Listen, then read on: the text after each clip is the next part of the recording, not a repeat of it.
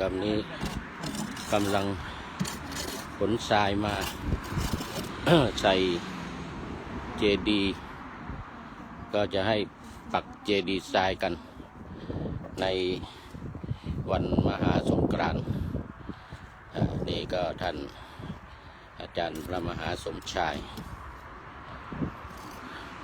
นี่ก็ยมแดง ยมแดงใส่กางเกงแดงพอดีเลย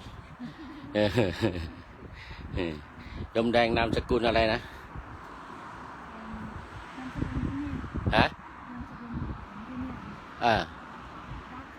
ฮะวักแขก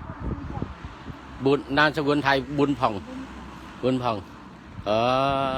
ที่นี่วักแขกอยู่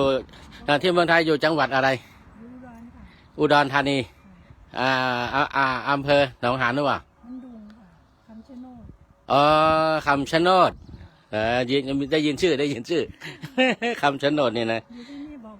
หลวงพ่อก็ไปหนองหานบ่อยวัดสันติฮะ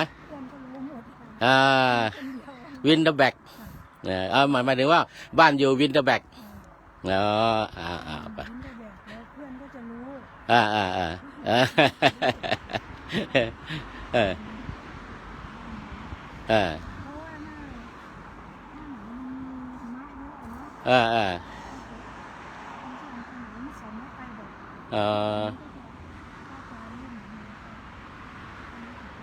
ไปที่บ้าน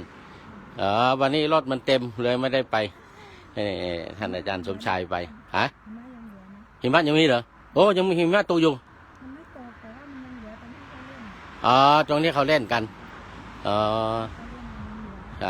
เอาไปเดี๋ยวเราไปเอาโน่นมาอีกไปมีอีกลำหนึ่ง